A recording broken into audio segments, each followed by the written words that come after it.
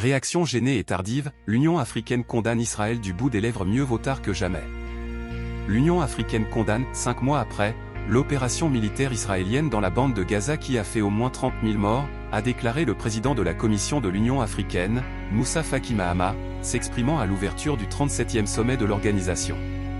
Il a pris son courage à deux mains et déclaré sans trembler, je cite sa phrase très laconique prononcée à l'occasion. « Nous condamnons cette opération sans précédent menée par Israël », a-t-il souligné. Bravo à Monsieur le Président de la Commission de l'Union africaine pour son héroïsme et pour sa bravoure. Espérant simplement que Biden et Netanyahou ne lui tiendront pas rigueur. Monsieur Moussa Faki Mahamat ne pouvait pas faire autrement après les déclarations incendiaires du président brésilien Lula, invité à Addis Abeba. À la tribune du siège de l'Union africaine, le président brésilien n'a pas mâché ses mots à l'endroit d'Israël et des États-Unis sur les massacres à Gaza. Le président Lula a foutu littéralement la honte aux dirigeants africains qui ne voulaient pas évoquer le rôle des États-Unis dans ce qui se passe à Gaza. Ça leur apprendra à inviter les dirigeants des pays de l'Amérique latine à leur sommet.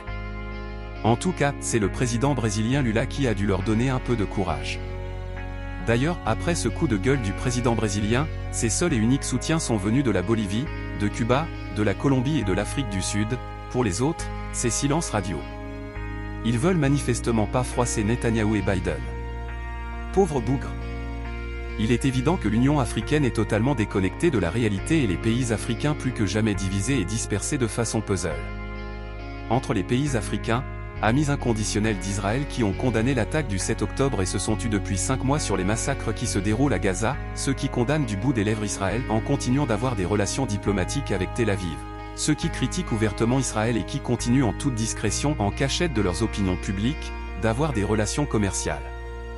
Reste alors l'Afrique du Sud qui a pu sauver l'honneur du continent en s'alignant sur les postures politiques des États de l'Amérique latine qui ont rompu de façon unilatérale leurs relations avec Israël et mis en garde les États-Unis et leurs valets européens devant leurs responsabilités sur la guerre à Gaza.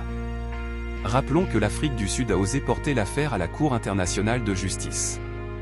Chapeau bas à l'Afrique du Sud. En clair, l'Union africaine, comme d'ailleurs la Ligue arabe, sont des coquilles vides sans aucune architecture politique et institutionnelle. Des organisations stériles qui ne servent que les intérêts personnels des dirigeants africains et de leurs parrains occidentaux. Une Union africaine et une Ligue arabe sous-traitant du néocolonialisme au détriment de leur peuple se réunissent pour se lamenter, se donner bonne conscience et tromper leur population. Ils ne font rien de constructif. Mais à absolument rien.